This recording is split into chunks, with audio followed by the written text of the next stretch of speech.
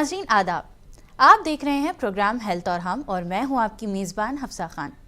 हर episode में हम बात करते हैं आपकी सेहत, आपके वेल बीइंग और उन तमाम छोटी बड़ी बातों की जो आपकी ज़िंदगी को बेहतर बना सकती हैं। यहाँ हम लेकर आते हैं एक्सपर्ट मशवरे, लेटेस्ट हेल्थ अपडेट्स और प्रैक्टिकल टिप्स जो आप आज ही अपनी ज़िंदगी में इस्तेमाल कर सकते हैं। हमारा मकसद है हेल्थ को कॉम्प्लिकेटेड नहीं बल्कि सिंपल और समझने लायक बनाना। आज के एपिसोड में हम बात करने वाले हैं एक ऐसे हेल्थ इश्यू पर जो ज़िंदगी बदल कर रख देता है, हार्ट अटैक। हार्ट अटैक को पहचानना, इमरजेंसी सिचुएशन में क्या करना चाहिए, कौन सी एहतियाती तदबीर करनी चाहिए और हमारे रोज़मर्रा ज़िंदगी में शामिल कर सकते हैं कैसे, और इसके ट्रीटमेंट्स क्या क्या है और मैनेजमेंट कैसे करना है, ये सारे ऑप्शंस आज हम हमारे डॉक्टर साहब से बात करके इन तमाम डिटेल्स पर हम फोकस करेंगे।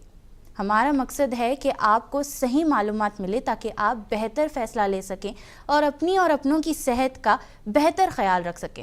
और इस इम्पॉर्टेंट टॉपिक को समझने के लिए हमारे साथ स्टूडियो में मौजूद है एक बहुत ही मोहतरम मेहमान, डॉक्टर भारत विजय पुरोहित। आप as senior interventional cardiologist Yashoda hospitals, hitech city, Hyderabad में अपनी खिदमत अंजाम दे रहे हैं। डॉक्टर साहब, बहुत बहुत स्वागत है आपका हमारे शो में। नमस्ते, आपके दर्शकों का भी बहुत बहुत स्वागत है आज के प्रोग्राम में। आशा करता हूँ आपके आज के प्रोग्राम के बाद जैसा आपने कहा है वो अपनी ज़िंदगी को और बेहतर तरीके से जी सकें और हार्ट अटैक के बारे में उनकी जो भी डाउट्स हैं वो क्लियर हो जाए। तो डॉक्टर साहब, शो का आगाज़ हम इसी एक सवाल से करेंगे कि हार्ट अटैक होता क्या है एंड ये लोगों को कैसे पहचान में लाना चाहिए कि ये उन्हें सिम्टम्स इसके फेस हो रहे हैं। बहुत ही ज़रूरी सवाल है। काफ़ी सारे लोगों में इसको लेकर के काफ़ी सारी कन्फ्यूजन रहता है। हार्ट अटैक एक इमरजेंसी है। जिस तरह से एक्सीडेंट होता है बिना कुछ बताए, बिना कुछ पहले से आपको कुछ भी वार्निंग साइन देकर, वैसे ही हार्ट अटैक भी आपको एक सडनली एक इमरजेंसी की तरह आपको आता है। हार्ट अटैक का मतलब होता है जो हार्ट की जो 3 खून की नलियाँ होती हैं जिनसे कि हार्ट की मसल्स को उनका ब्लड सप्लाई आता है और उनको न्यूट्रिशन मिलता है, उनमें से किसी एक खून की नली में कंप्लीट ब्लॉकेज हो गया है और ये ब्लॉकेज ब्लड क्लॉटिंग की वजह से हुआ है। सो सबसे इम्पॉर्टेंट चीज़ जो होती है वो है ब्लड क्लॉट डेवलप करना। कई लोगों को इन खून की नलियों में कोलेस्ट्रॉल डिपॉजिट होकर के ब्लॉकेज होते हैं। जब हम इनकी एंजियोग्राफी करते हैं तो उनको single blockage, double blockage, triple blockage भी मिलते हैं। लेकिन हैविंग ए ब्लॉकेज होना का मतलब नहीं है कि आपको हार्ट अटैक हो रहा है। इन ब्लॉकेज के ऊपर अगर किसी भी कारण से आपका ब्लड क्लॉट हो गया तो जो लिक्विड ब्लड फ्लो कर रहा है वो लिक्विड ब्लड वहाँ पे सॉलिडिफाई हो जाता है और इमीडिएटली आपका ब्लड सप्लाई उस एरिया को कम्प्लीटली बंद हो जाता है और उस एरिया को कोई भी ऑक्सीजन या न्यूट्रिशन नहीं मिलता है, जिसकी वजह से वो पोर्शन ऑफ हार्ट जो है वो डेड होना चालू हो जाता है और उसकी वजह से आपको तकलीफ़ होती है और दर्द होता है। सो सबसे इम्पॉर्टेंट जो फैक्टर है वो है formation of A blood clot. जिस जगह पे ऑलरेडी कोलेस्ट्रॉल डिपॉजिट हो गया है उस जगह पे। सो ये 2 चीज़ें आपको पता होना चाहिए। खाली ब्लॉकेज होना या कोलेस्ट्रॉल डिपॉजिट होना इज़ नॉट हार्ट अटैक, लेकिन अगर उस जगह पे ब्लड क्लॉट हुआ तो आपका सडनली ब्लड सप्लाई बंद हो जाएगा। और आपको पता है कि ब्लड क्लॉट होने में हमको सिर्फ 2 या 3 मिनट लगते हैं। कहीं पे भी कट होता है तो 2-3 मिनट में ब्लड क्लॉट होता है। तो इसीलिए हार्ट अटैक इतना सडन होता है। आपकी ब्लड फ्लो हो रही है, 2 या 3 मिनट में उस एरिया में ब्लड क्लॉट होता है और उस एरिया को डैमेज होना चालू हो जाता है। सो इसकी वजह से आदमी को हार्ट अटैक होता है। अब डॉक्टर साहब, ये जो मेंशन किया है आपने हार्ट अटैक का प्रोसेस, ये कौन से एज ग्रुप में सबसे ज़्यादा कॉमन होता है? क्योंकि हम देखते हैं कि हार्ट अटैक किसी भी इंसान को हो जाता है, चाहे 20s में रहने दीजिए इंसान या 30s में या 40s में। एज अभी देखकर नहीं आ रही है, तो कैसे पता चलेगा कि मैं हार्ट अटैक प्रोन हूँ और मुझे हार्ट अटैक हो सकता है? जैसा मैंने अभी आपको बताया कि सबसे इम्पॉर्टेंट चीज़ है वहाँ पे ब्लड क्लॉट फॉर्मेशन होना। तो उसका कारण ये है कि जो हमारी खून की नली होती है उस खून की नली में एक प्रोटेक्टिव लाइनिंग होती है जिसको हम बोलते हैं एंडोथेलियम, जिसको कि आप नॉर्मल ये में कंसिडर अगर करेंगे तो जैसे भी कोई भी आपकी वाटर पाइप होती है उसकी लोहे की पाइप में कई जगह पे रस्टिंग हो जाती है। तो आपको एक लेमैन के हिसाब से मैं समझा रहा हूँ, तो हार्ट की खून की नलियों में भी कई जगह पर कुछ कुछ जगह पे डैमेज हो जाता है और वो एरिया जो है वो अनहेल्दी होता है और वहाँ पे धीरे धीरे धीरे धीरे करके आपका जो लिपिड प्रोफाइल की वजह से हाई कोलेस्ट्रॉल है वो उसके अंदर जाते रहता है और धीरे धीरे वहाँ पे ब्लॉकेज डेवलप होना चालू हो जाता है। लेकिन वो एंडोथेलियल लाइनिंग जो है वो फिर भी उस कोलेस्ट्रॉल डिपॉजिट को प्रोटेक्ट करती है, क्योंकि कोलेस्ट्रॉल डिपॉजिट नीचे होता है और उसको कवरिंग में वो एंडोथेलियल लाइनिंग रहती है। किसी भी आदमी की ये एंडोथेलियल लाइनिंग जब तक स्ट्रांग रहेगी उसको हार्ट अटैक नहीं आएगा। लेकिन अगर ये एंडोथेलियल लाइनिंग किसी भी वजह से अगर ब्रेक हुई, और ब्रेक होने का कारण होता है ये अगर ब्रिटल होती है या बहुत ही नाजुक होती है, और वो नाजुक होने के कई सारे रिस्क फैक्टर होते हैं, जैसे जो आदमी स्मोकिंग करता है, जिसको डायबिटीज़ होती है, बहुत सारा स्ट्रेस ले रहा है, बहुत ओबीज हो गया है, एक्सरसाइज नहीं कर रहा है, हाई ब्लड प्रेशर है, इन सब कारणों से वो एंडोथेलियल लाइनिंग जो है वो नाजुक रहती है, ब्रिटल रहती है। और ब्रिटल एंडोथेलियल लाइनिंग कभी भी आपकी ब्रेक हो सकती है। आज के ज़माने में हम कोलेस्ट्रॉल डिपॉजिट 10% हो या 20% ब्लॉकेज हो या 80% ब्लॉकेज हो, ज़रूरी हार्ट अटैक होने के लिए ये है कि वो एंडोथेलियल लाइनिंग आपकी ब्रेक हो। किसी भी एज में, आज के ज़माने में आप देख रहे होंगे कि आजकल के बच्चे जो हैं वो अपनी हेल्थ के लिए बिल्कुल भी रिस्पॉन्सिबल नहीं है। वो अनहेल्दी फूड लेते हैं, रात रात भर पार्टी करते हैं, स्मोकिंग करते हैं, अल्कोहल लेते हैं, फास्ट फूड खाते हैं, स्ट्रेस लेते हैं। तो इन सब की वजह से उनकी एंडोथेलियल लाइनिंग कमज़ोर रहती है और इसी की वजह से आजकल हम बहुत से यंग लोगों को भी ये ब्लड क्लॉट होते हुए वो एंडोथेलियल लाइनिंग ब्रेक होती है, ब्लड क्लॉट होता है और हार्ट अटैक हो जाता है। हार्ट अटैक होने के लिए उम्र ज़रूरी नहीं है, लेकिन रिस्क फैक्टर उनको ब्लॉकेज जो डेवलप करता है, आइडियल सिचुएशन में 40 इयर्स के बाद में हमको ये कोलेस्ट्रॉल डिपॉजिट होनी चाहिए थी। लेकिन आज के ज़माने में unhealthy food habit, sedentary lifestyle, stress, unhealthy habits, sleep deprivation, इन सब की वजह से ये कोलेस्ट्रॉल डिपॉजिट 20s में, 25 ईयर, 30s में भी आना चालू हो गया और इसी की वजह से हम ज़्यादा से ज़्यादा लोगों को यंगर एज ग्रुप में भी हार्ट अटैक होते हुए देख रहे हैं। डॉक्टर साहब, अब हार्ट अटैक के बारे में आपने इतने अच्छे से एक्सप्लेन तो कर दिया कि हार्ट अटैक होता क्या है। अब आगे बढ़ते हैं सिम्टम्स पे। तो ऐसे कौन से सबसे कॉमन सिम्टम्स है जो लोग इग्नोर कर देते हैं एंड जब एंड स्टेज आ जाता है हार्ट अटैक का तब उन्हें रियलाइज़ होता है कि हमें पहले ही प्रिकॉशन ले लेना चाहिए था या पहले ही इसे डिटेक्ट कर लेना चाहिए था? ऐसे कौन से कॉमन सिम्टम्स है? देखिए, यहाँ दो चीज़ है, एक ब्लॉकेज के सिम्टम और दूसरे हार्ट अटैक के सिम्टम। जो ब्लॉकेज रिलेटेड सिम्टम होते हैं वो जब तक आपके खून की नली में 70 या 80% का परसेंटेज ब्लॉकेज नहीं होता है, आदमी को ब्लॉकेज के सिम्टम नहीं आते हैं। अगर किसी आदमी को 20% ब्लॉकेज हुआ है और उसकी एंडोथेलियल लाइनिंग नाजुक है और वो ब्रेक होकर के उसको ब्लड क्लॉट होकर हार्ट अटैक अगर हुआ है तो उसको कोई सिम्टम नहीं होगा। वो आपके मेरे जैसे आराम से बातें कर रहा होगा, सडनली उसको छाती में दर्द होगा, नी में कोलैप्स। लेकिन अगर किसी को भी 70 या 80% ब्लॉकेज हो चुका है तब उसको सिम्टम होना चालू होता है। तो ब्लॉकेज के सिम्टम जो होते हैं वो है कि आदमी थोड़ा सा वॉक करता है या कोई एक्टिविटी करता है या कोई एक्सरसाइज करता है या खाना खा लेता है या वॉशरूम जाके आता है, उसके बाद में उसको छाती में तकलीफ होती है। अब मार्क करिए, ये मेरा वर्ड जो मैंने कहा है वो है तकलीफ। लोगों के मन में है कि सिर्फ दर्द होना चाहिए, लेकिन कोई ज़रूरी नहीं है कि हर आदमी को दर्द हो। तकलीफ अलग अलग वे में मैनिफेस्ट होती है। किसी को छाती में दर्द होगा, किसी को छाती में भारीपन आएगा, किसी को ऐसा लगेगा कि जैसे छाती के ऊपर कोई 50-60 किलो का वजन रख लिया है, किसी को सांस फूलेगी, थोड़ा सा भी चलने से सांस फूल जा रही है, या किसी को ऐसे लगेगा कि जैसे छाती में कुछ अजीब सा लग रहा है। कई लोगों को छाती में बर्निंग होती है, जिसको कि वो गैस या एसिडिटी का सिम्टम भी मानते हैं। थोड़ा तेज़ चलते हैं तो छाती में बर्निंग हो रही है, थोड़ा खाना खा लिए तो बर्निंग हो रही है। हमारे पास कई सारे पेशेंट आते हैं जिनको कि हमें गैस्ट्रोएंटरोलॉजिस्ट रेफ़र करते हैं कि भाई ये गैस का सिम्टम नहीं है, ये हार्ट का सिम्टम है। तो ये सारे ब्लॉकेज के सिम्टम हैं। और यही सिम्टम अगर किसी आदमी को बैठे बिठाए या बिना ज़्यादा काम किए हुए रेस्टिंग स्टेज में अगर सडनली आते हैं और बहुत तेज़ हो जाता है और कम से कम भी 15 से 20 मिनट अगर रह जाता है, that means it is a indirect sign कि आपको हार्ट अटैक हो रहा है। ये जो सिम्टम मैंने आपको बताए, इनको आप ध्यान में रखिए। कोई ज़रूरी नहीं है कि सबको दर्द ही होगा, कई सारे लोगों को अलग अलग सिम्टम भी होते हैं और इनफैक्ट मेजॉरिटी लोगों को दूसरे सिम्टम होते हैं। दर्द रिलेटिवली अगर आप 50% में देखेंगे तो 60% लोगों को दूसरे होते हैं, 40% लोगों को दर्द आता है।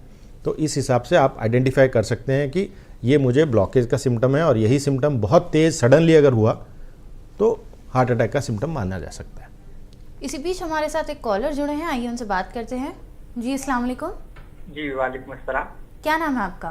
जी मेरा नाम शहबाज है, मैं झंझारपुर से बोल रहा हूँ। जी बोलिए। जी जब मैं रन करता हूँ ना तो मेरे हार्ट बहुत तेजी से बढ़ते हैं, मतलब 160 से 180 चला जाता है, तो हमें कैसे उसको बढ़िया करना है? देखिए, रनिंग करते वक्त या दौड़ते वक्त या एक्सरसाइज करते वक्त हार्ट बीटिंग बढ़ना ये तो नॉर्मल है। नहीं, बहुत ज्यादा बढ़ता है। जैसे कई बार क्या होता है कि ये डिपेंड करता है आपकी कंडीशनिंग के ऊपर। आप अगर एक्सरसाइज को कंडीशन होंगे तो आपकी हार्ट बीटिंग उतनी नहीं बढ़ेगी। अगर आपकी बॉडी उतनी कंडीशन नहीं है एक्सरसाइज की या एक्टिविटी को, तो आपकी हार्ट बीटिंग बहुत तेज़ बढ़ेगी। जैसे आपको एक एग्जांपल दूं, एक ओबीस आदमी है जिनके की वज़न 80 या 90 किलो का है, और वो जब वॉकिंग करते हैं तो सडनली उनकी हार्ट बीटिंग 100-150 के 100-120 पहुंच जाती है, जो नॉर्मल केस में नहीं होनी चाहिए थी। तो इट ऑल डिपेंड्स ऑन कि आपकी बॉडी की कंडीशनिंग कैसी है। अगर आप रेगुलर एक्सरसाइज कर रहे हैं, रेगुलर स्ट्रेंथ ट्रेनिंग कर रहे हैं, एरोबिक्स कर रहे हैं, तो आपकी हार्ट बीटिंग उतनी फास्ट नहीं बढ़ेगी। अगर नहीं कर रहे हैं या आपको कोई और बीमारी है, जैसे कोई आपको सांस की बीमारी है, उसके लिए आप कोई दवाई ले रहे हैं, जैसे इनहेलर्स या कोई टैबलेट ले रहे हैं, या आपको थायराइड की बीमारी है, तो ऐसी कुछ दवाइयाँ होती हैं, कुछ की बीमारियाँ भी होती हैं जिनसे कि आपकी हार्ट बीटिंग थोड़ी सी नॉर्मल लेवल से ज़्यादा फास्ट हो सकती है। लेकिन एक्सरसाइज में हार्ट बीटिंग बढ़ना ये एक नॉर्मल फेनोमेनन है, इसके लिए हमें घबराने की ज़रूरत नहीं है। डॉक्टर साहब, एक सवाल ये है कि हार्ट फेलियर, हार्ट अटैक और कार्डियक अरेस्ट, ये तीनों एक ही है या ये तीनों एक दूसरे से अलग है? बिकॉज लोग जब भी बोलते हैं कि किसी का हार्ट फेल हो गया, किसी को हार्ट अटैक आ गया, तो किसी को क्लियर नहीं है कि एग्जैक्टली होता क्या है, कि ये तीनों सेम है या एक दूसरे से डिफरेंट है? ये तीनों अलग अलग हैं, लेकिन तीनों को काफ़ी सारे लोग इंटरचेंज करते रहते हैं। हार्ट अटैक, जैसे मैंने कहा, खून की नली में आपको ब्लड क्लॉट हुआ, उसकी वजह से सडनली आपका ब्लड सप्लाई बंद होता है और वो पोर्शन ऑफ हार्ट का जो है वो डैमेज होना चालू हो जाता है। अगर आपने उसको टाइम से अगर ओपन नहीं किया तो वो एरिया डेड हो जाएगा, आपका हार्ट की जो एफिशिएंसी है वो कमज़ोर हो जाएगी। So sudden blood supply stoppage होने की वजह से जो मसल्स को डैमेज हो रहा है, सडन डैमेज होना चालू हुआ, that is called a heart attack. ये आप समझ लीजिए किसी को थप्पड़ मारने के जैसे हुआ, आपने सडनली उसको चांटा मारा, उसको हुआ, वो है आपका हार्ट अटैक। हार्ट फेलियर जो होता है, जब आपकी हार्ट की मसल वीक हो गई, किसी भी कारण से वीक हो सकती है, उसमें एक कारण है हार्ट अटैक, जिससे कि आपके हार्ट की मसल डैमेज हुई और वो एरिया काम नहीं कर रहा और हार्ट वीक हो गया। कई बार कुछ इन्फेक्शन होते हैं जिनसे कि जो इन्फेक्शन हार्ट को भी अफेक्ट करते हैं, जैसे मायोकार्डाइटिस हम उनको बोलते हैं, वायरल मायोकार्डाइटिस या इन्फेक्शन होते हैं, उनकी वजह से हार्ट की मसल्स वीक हो जाती है। उसको हम कार्डियोमायोपैथी या मायोकार्डाइटिस या वीक हार्ट बोलते हैं। कई बार लोगों को स्ट्रेस होता है, सडन स्ट्रेस अगर किसी को आ जाता है तो उससे भी हार्ट की मसल्स कई बार वीक हो जाते हैं। कई और बीमारियां भी होती है जिनसे भी हार्ट की मसल्स वीक हो सकती हैं। तो इन सब की वजह से अगर आपके हार्ट की मसल्स की पंपिंग एफिशिएंसी वीक हो गई तो उसको हम एलवी डिस्फंक्शन बोलते हैं। और ये वीकनेस की वजह से अगर आपके काम में या आपकी एफिशिएंसी में कमजोरी आई, आपको सांस फूल रहा है, आपके पैरों में सूजन आ रही है, आप सो नहीं पा रहे हैं, then it is called heart failure. That means heart is failing to do its activity which it's supposed to do. So ये failing जो वर्ड है, इसके लिए उसको हार्ट फेलियर बोला गया। थर्ड होता है कार्डियक अरेस्ट। कार्डियक अरेस्ट मतलब आपका हार्ट जो है काम करना बंद कर दिया है, ये किसी भी कारण से होता है इसका। So any process which leads to stoppage of the heart pumping and patient is going to die, that is called cardiac arrest. So it is a final stage when person dies. तो cardiac arrest is that. It could be anything. So I think मेरे हिसाब से आपको clarity हो गई होगी heart attack क्या है, हार्ट फेलियर क्या है और हार्ट कार्डियक अरेस्ट क्या है। अब लोगों के आसपास रहने दीजिए आप, या खुद लोगों में ही रहने दीजिए, अगर हार्ट अटैक आए तो सबसे पहला स्टेप लोगों को क्या उठाना चाहिए इमरजेंसी में? देखिए, ये एक बहुत ही ज़रूरी सवाल है जो सबको पता होना चाहिए, और सोशल मीडिया में इसको लेकर के काफ़ी कन्फ्यूज़न भी है। जैसे सबसे बड़ा कन्फ्यूज़न है कि कई सारी जगह पे मैंने देखा है, लोग बोलते हैं कि भाई मैं पॉकेट में ये 4 टैबलेट रख लेता हूँ, 6 टैबलेट रख लेता हूँ और मुझे हार्ट अटैक हुआ तो मैं ले लूँगा। सो मैं सबसे यही पूछता हूँ कि भाई आपको पता कैसे चला कि आपको हार्ट अटैक हुआ है? आपको छाती में तकलीफ हुई है, लेकिन इसको हार्ट अटैक हुआ है ये तो आपको हॉस्पिटल में जाने से, आपका ईसीजी करके, 2D इको करके, वो ब्लड टेस्ट वगैरह करने से ही पता चलेगा हार्ट अटैक हुआ है। सिर्फ छाती में तकलीफ हुई है इसका मतलब नहीं है कि आपको हार्ट अटैक हो गया है। 90% लोग जो होते हैं जिनको कि छाती में जलन होती है या तकलीफ होती है, it may not be heart attack. So आप वो जो दवाइयाँ रखते हैं पॉकेट में, उनमें मेजॉरिटी ऑफ द जो दवाई होती है वो ब्लड थिनर होती है, मतलब क्लॉटिंग को प्रिवेंट करने की एंटीप्लेटलेट दवाई रखी गई है।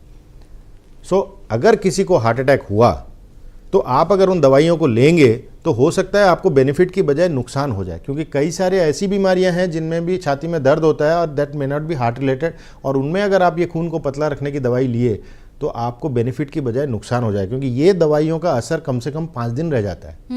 So you will be in trouble. So don't do this self medication.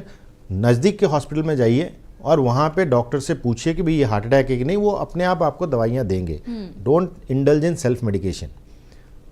अगर आपको हार्ट अटैक हो रहा है तो सबसे पहली चीज़ है आपको अपने फ्रेंड्स को या हॉस्पिटल में एम्बुलेंस वाले को कॉल करना चाहिए।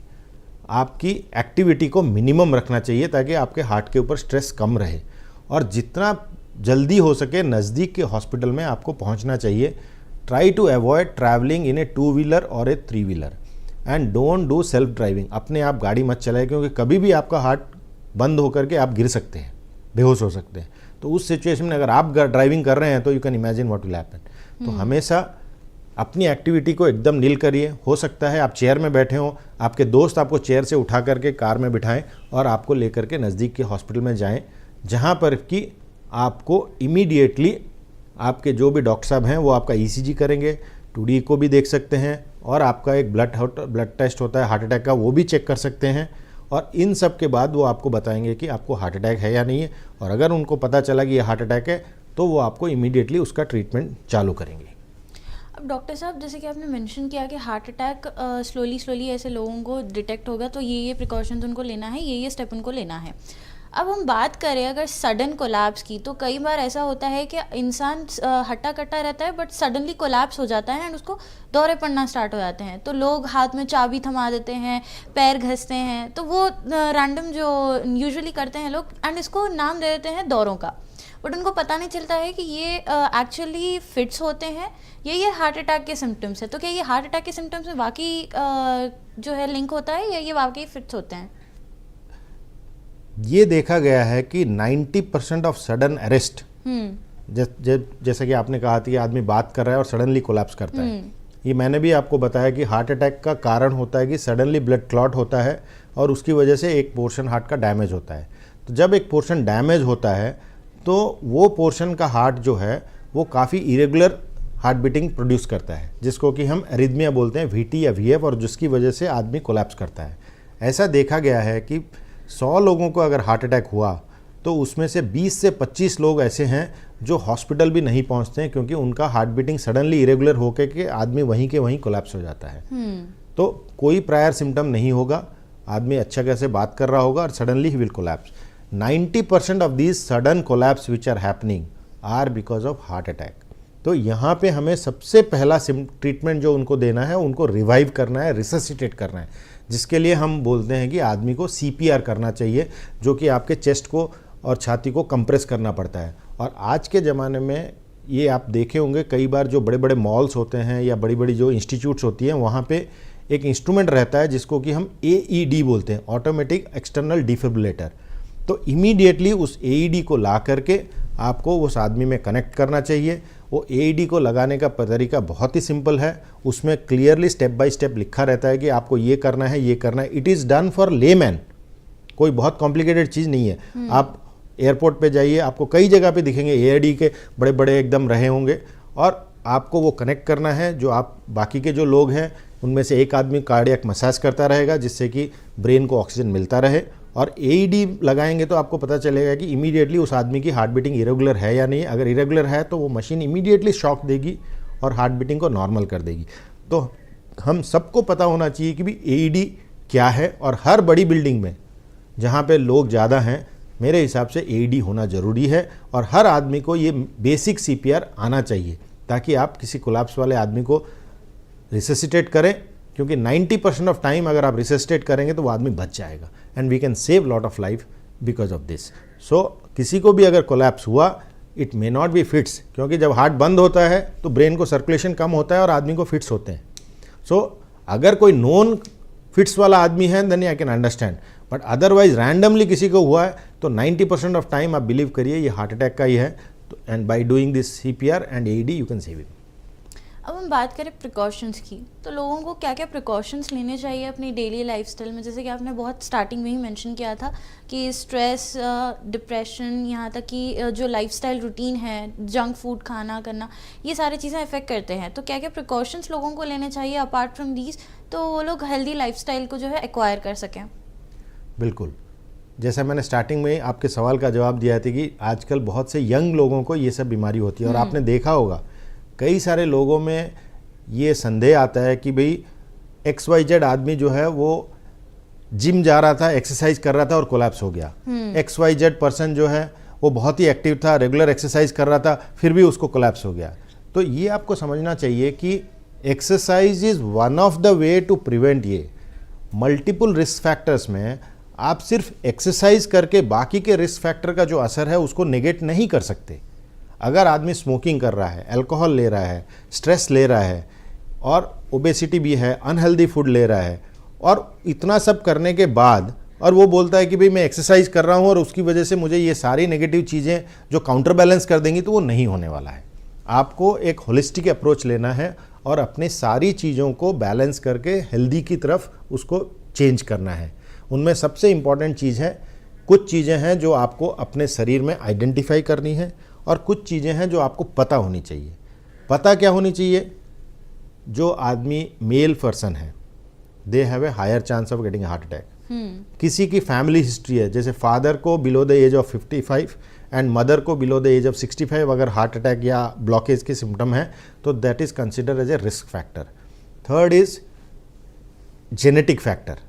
तो ये सारी कुछ चीज़ें हैं जो कि आप अवॉइड नहीं कर सकते। अगर आपको ये सारी चीज़ें हैं तो आपको पता होना चाहिए कि you are at a risk of getting a blockages and further problems. कुछ चीज़ें जो आप अपने आप को कंट्रोल कर सकते हैं, जैसे diabetes, high blood pressure, sedentary lifestyle, unhealthy lifestyle, stress control, ये हाइपरटेंशन, ये सारी कुछ चीज़ें हैं जो कि आप रेगुलर हेल्थ चेकअप करके आइडेंटिफाई कर सकते हैं, और अगर दवाई लेंगे या एहतियात बरतेंगे तो इन सबको आप कंट्रोल भी कर सकते हैं। सो ये बहुत ही ज़रूरी है कि हमें अर्ली स्टेज में, जब हमारा बच्चा छोटा रहता है, उसको इस तरह की हैबिट उनको डालनी चाहिए कि they are incline towards living a healthy activity. आज के ज़माने में हमने देखा है कि पेरेंट्स मॉल में जाते हैं, बच्चा बोलता है कि मुझे पिज़्ज़ा खाना है, बर्गर खाना है, कोल्ड ड्रिंक पीनी है, फास्ट फूड खाना है, और वो उसको आसानी से देते रहते हैं। तो हम बचपन से ही उन बच्चों को अनहेल्दी लाइफस्टाइल की तरफ लेके जा रहे हैं। रात को 11 बजे, 12 बजे, 1 बजे तक सोशल मीडिया में वो अपना मोबाइल चेक करते रहते हैं। They are not sleeping at proper time. तो ये सारी कुछ चीज़ें हैं, पढ़ाई ठीक से नहीं कर रहे हैं, स्ट्रेस ज़्यादा ले रहे हैं। तो इन सब चीज़ों को अगर हम बैलेंस करें, कंट्रोल करें, तो ऑटोमेटिकली एक हेल्दी लाइफस्टाइल की तरफ हम जाएंगे और हम अपने आप को ब्लॉकेज से प्रिवेंट कर सकते हैं और हार्ट अटैक को भी प्रिवेंट कर सकते हैं। इसी बीच हमारे साथ एक कॉलर जुड़े हैं, आइए उनसे बात करते हैं। जी अस्सलाम वालेकुम। जी बात हेलो डॉक्टर। हेलो अस्सलाम वालेकुम। वालेकुम अस्सलाम, क्या नाम है आपका? जी मेरा नाम मोहम्मद असगर है। जी बोलिए, क्या सवाल है आपका? तो एक्चुअली जो आजकल कार्डियोलॉजिस्ट में मार्केट में पेसमेकर बहुत ज्यादा चल रहा है, तो इसका एक्चुअली रोल क्या है, मुझे बताना जानना है। देखिए, पेसमेकर जो होती है वो धड़कन को बढ़ाने की एक इंस्ट्रूमेंट है, और एक पेसमेकर ऐसा होता है जो हार्ट की कमज़ोरी में हम लगाते हैं। सो ये दो तरह के अलग अलग पेसमेकर मार्केट में हैं। जो धड़कन को बढ़ाने वाले पेसमेकर होते हैं वो कन्वेंशनल नॉर्मल पेसमेकर होते हैं, जिसमें किसी भी इंसान की हार्ट बीटिंग अगर स्लो हो गई है, जो कि उसके लाइफ थ्रेटनिंग सिचुएशन में जा रही है, तो हम उस इंसान को पेसमेकर लगाने के लिए सजेस्ट करते हैं। इसके कारण कई होते हैं। जो हार्ट बीटिंग सेंटर है बॉडी का, वो काम नहीं कर रहा है, जिसको कि हम साइनस नोड बोलते हैं, और उसके बाद में या फिर एवी नोड बंद हो गया है, जिसकी वजह से कंप्लीट हार्ट ब्लॉक हो गया है। तो ये जो बीमारियां हैं जिनकी वजह से आपकी हार्ट बीटिंग स्लो हो गई है और ये आपकी लाइफ को रिस्क में ला रही है, क्योंकि इसका मतलब है कि ये हार्ट बीटिंग एक एबनॉर्मल जगह से आ रही है। This is basically to save yourself as a countermeasure by the body's defence mechanism, और ये कब बंद हो जाएगा मालूम नहीं है। So you are at a risk of suddenly dying. तो इस सिचुएशन में एज ए बैकअप जनरेटर हम आपको एक पेसमेकर लगा देते हैं, which is nothing like a battery, and उसमें से कुछ वायर जाते हैं जो आपके हार्ट बीटिंग को सेंस करते रहते हैं, एंड जब भी आपकी हार्ट बीटिंग एक पर्टिकुलर थ्रेशोल्ड से नीचे जाएगी, वो मशीन से आपको हार्ट बीटिंग दी जाएगी सो दैट आप अनकॉन्शियस नहीं होंगे, बेहोश नहीं होंगे और आपको सडन डेथ होने के चांसेस रुक जाएंगे. So this is one kind of conventional pacemaker. Second जो मैंने कहा कि उसको हार्ट बीटिंग, किसी की हार्ट पंपिंग एफिशिएंसी कम हो गई. हार्ट बीटिंग का मतलब है आपकी धड़कन कितने बार हो रही है, हम जैसे देखते हैं 70 या 80 वो है. और पंपिंग एफिशिएंसी मतलब किसी की इजेक्शन फ्रैक्शन जब हम 2D इको में देखते हैं वो कमज़ोर हो गई है और उनका ECG का एक पर्टिकुलर पैटर्न होता है, left bundle branch block pattern, जिसकी वजह से हार्ट की पंपिंग जो है वो प्रॉपर नहीं हो रही है, वो एसिंक्रोनस हो गई है, उसमें कोई भी कोऑर्डिनेशन नहीं है.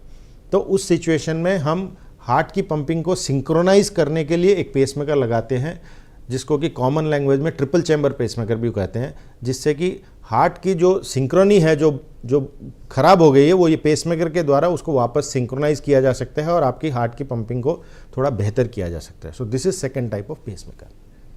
तो डॉक्टर साहब, अब जो हार्ट पेशेंट्स होते हैं आप लोग उन्हें ट्रीट कैसा करते हैं और आपके पास कौन से एडवांस लेवल की मशीनरीज है जिससे लोगों को हार्ट अटैक या कार्डियक अरेस्ट से आप लोग बचा सकते हैं? देखिए, सबसे पहली बात है कि हमें अपने डॉक्टर के ऊपर भरोसा होना चाहिए. कोई भी डॉक्टर अगर आपको ये बोल रहा है कि आपको हार्ट अटैक है, आपको उस बीमारी की सीरियसनेस को समझना है.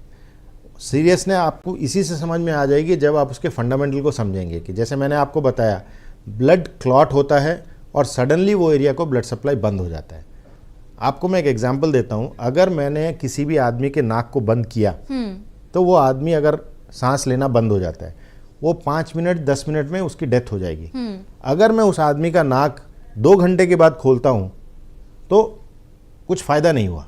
तो उसी तरह जब हार्ट अटैक होता है, ब्लड क्लॉट होता है, तो हमारा ट्रीटमेंट ये होना चाहिए कि जल्दी से जल्दी हम उस ब्लड क्लॉट को निकालें और ऐसी दवाई दें ताकि वो दोबारा ब्लड क्लॉट ना बने. सो इसके लिए हमारे लिए वक्त बहुत ज़रूरी है, एक एक सेकंड आपके लिए ज़रूरी है. आजकल हम देख रहे हैं लोगों में एक ट्रेंड आ गया है कि भाई कोई भी आपको कुछ भी बोलता है, सर मुझे सेकंड ओपिनियन लेना है, थर्ड ओपिनियन लेना है, फोर्थ ओपिनियन आप ओपिनियन लीजिए, कोई मना नहीं कर रहा, लेकिन उस चक्कर में आप अपने इंसान का या अपने रिलेटिव का या अपने फ्रेंड का इलाज में देरी मत करिए. क्योंकि आप ये ओपिनियन लेने के चक्कर में आप जितना समय बर्बाद करेंगे उतने समय में उसके हार्ट मसल उतनी ही डैमेज हो जाती है. एक बार वो डैमेज हो गई, उसके बाद अगर आपने उस खून की नली को रिस्टोर किया या ओपन किया तो आप उस डैमेज को रिवाइव नहीं कर सकते. हमारे मेडिकल साइंस में एक वर्ड है, टाइम इज मसल. आप एक एक सेकेंड उनके लिए ज़रूरी है. तो हार्ट अटैक में आपको बहुत जल्दी डिसीजन लेना होता है ताकि उस ब्लड क्लॉट को निकाला जाए. और ब्लड क्लॉट को निकालने के लिए 2 तरीके हैं. या तो हम क्लॉट डिसॉल्व करने की इंजेक्शन दें, जो इंजेक्शन 60% लोगों में सक्सेसफुल होता है, लेकिन जैसे जैसे टाइम जाता है वो इंजेक्शन भी काम नहीं करता है. और दूसरा है इमीडिएटली उसकी एंजियोप्लास्टी की जाए, ये 90% सक्सेसफुल होता है. तो अगर आपके हॉस्पिटल में एंजियोप्लास्टी की फैसिलिटी है तो बिना 1 सेकेंड भी गंवाए डॉक्टर को आप हाँ बोल के उसको इमीडिएटली एंजियोप्लास्टी करिए, उसको इधर उधर शिफ्ट मत करिए. अगर आप ऐसे हॉस्पिटल में हैं जहाँ पे एंजियोप्लास्टी की फैसिलिटी नहीं है तो उसको क्लॉट डिसॉल्विंग इंजेक्शन दिलवा के उस हॉस्पिटल में शिफ्ट कराइए जहाँ पे कि एंजियोप्लास्टी की फैसिलिटी है. और उसके साथ आप ये ब्लड थिनर जो हम बोल रहे हैं क्लॉट प्रिवेंट करने का, जैसे एस्पिरिन है, क्लोपिडोग्रेल है, टिकाग्लोर है, ये सारी दवाइयाँ उनको दी जाए और हेपरिन वगैरह दे करके उनको आप मैनेज कर सकते हैं. इसी बीच हमारे साथ एक और कॉलर जुड़े हैं, आइए उनसे बात करते हैं. जी अस्सलाम वालेकुम. वालेकुम. जी बोलिए, क्या सवाल है आपका? जी मेरा सवाल ये था, ये हमारे पप्पू को परसों क्या हुआ था, बोले तो हार्ट का प्रॉब्लम आके उनको चेयर एक स्टंट डाले थे नवंबर में. तो फिर जब भी डॉक्टर्स बोले थे कि रिमेनिंग 2 वॉल्स भी ब्लॉक है बोल के, तो जब बोले थे कि वो वॉल्स 20% 25% ब्लॉक है. फिर एग्जैक्ट 1 ईयर के बाद फिर नवंबर में ही उनको फिर स्ट्रोक का जैसा हुआ तो फिर हॉस्पिटल लेके गए थे. फिर और 2 स्टंट डाले. अब वो स्टंट डालना अच्छा हुआ या फिर बाईपास करे तो अच्छा रहता था बोल के मेरा डाउट है. बिकॉज जो डॉक्टर्स बोल रहे थे मेन जो वॉल है वो भी एक 20-30% ब्लॉक है. देखिए, यहाँ पे 2 सवाल हैं जो शायद आपको पता नहीं चला होगा, एज ए डॉक्टर मैं समझ पा रहा हूँ. पहला सवाल आपने जो बताया कि फर्स्ट सिटिंग में उनका एक वॉल्व का एंजियोप्लास्टी हुआ और बताया गया कि बाकी के 2 वॉल्व में 20% 30% ब्लॉकेज हैं. तो अगर 20% 30% ब्लॉकेज थे तो उनको दोबारा इमरजेंसी क्यों आई? ये मैंने सवाल का इस प्रोग्राम के स्टार्टिंग में मैंने आंसर दिया कि परसेंटेज ऑफ ब्लॉक ज़रूरी नहीं है। आपको 20% ब्लॉक में भी अगर आपकी एंडोथेलियल लाइनिंग अगर कमज़ोर है तो वो ब्रेक हो जाएगी और ब्लड क्लॉट होकर आपको हार्ट अटैक आ सकता है। तो हो सकता है ये 20% ब्लॉक जो है वो स्टेबलाइज नहीं हुआ था और उसकी वजह से आपको 4 महीने या 6 महीने के बाद में दोबारा से वहाँ ब्लड क्लॉट हुआ। और अभी जैसे मैंने कहा कि the best treatment for any heart attack is always an angioplasty. तो उन्होंने आपकी एंजियोप्लास्टी की और आपको दोबारा से स्टेंट लगाया। हार्ट अटैक की सिचुएशन में बाईपास सर्जरी नहीं किया जाता है, चाहे आपको 5 ब्लॉकेज हों या 6 ब्लॉकेज हों। इमरजेंसी में bypass surgery is never an option unless extremely rarely कुछ सिचुएशन आए हैं जहाँ पे आप बाईपास करते हैं। नहीं तो 99% ऑफ टाइम हार्ट अटैक की सिचुएशन में आपको इमीडिएटली कैथ लैब में ले जा करके जिस खून की नली में ब्लड क्लॉट हुआ है और जिसकी वजह से आपको हार्ट अटैक आ रहा है उसको इमीडिएटली खोलना ही खोलना है। सो ये आपके मन में नहीं आना चाहिए कि भी उन लोगों को दोबारा से एंजियोप्लास्टी की। 20% ब्लॉकेज में ना तो एंजियोप्लास्टी की जाती है ना बाईपास की जा सकती है, लेकिन 20% ब्लॉक से आपको दोबारा हार्ट अटैक आ सकता है। और अगर कभी ऐसा हुआ, रेयर सिचुएशन है, अगर ऐसा हुआ तो आपको दोबारा से ही एंजियोप्लास्टी करनी पड़ेगी। लेकिन अगर आप बोलेंगे कि भाई मुझे पहली बार उन्होंने एंजियोप्लास्टी की उस वक्त भी 3 ब्लॉकेज थे तो मैं बाईपास कर सकता था, तो वो पॉसिबल नहीं है और वो किया भी नहीं जाता है, क्योंकि 20-30% ब्लॉक में किसी को भी बाईपास नहीं सजेस्ट किया जाता। बहुत बहुत शुक्रिया डॉक्टर साहब आपका हमारे साथ जुड़ने के लिए और इतने अहम टॉपिक पर इतने अच्छे से हमें समझाने के लिए। नाज़रीन, उम्मीद है कि आज के एपिसोड में आपके लिए इन्फॉर्मेटिव और आई ओपनिंग साबित हुआ होगा। हमारी कोशिश हमेशा यही होती है कि हम आपको सेहत के बारे में सही, सिंपल और समझने लायक मालूमात दें। याद रखिए, दिल की सेहत बेहद अहम होती है और छोटी छोटी आदतें आपकी ज़िंदगी को बेहतर बना सकती है। अपनी रूटीन चेकअप को इग्नोर ना करें और हेल्दी लाइफस्टाइल अपनाएं। हम फिर मिलेंगे अगले एपिसोड में। तब तक अपना बहुत ख्याल रखिए और देखते रहिए मुंसिफ टीवी।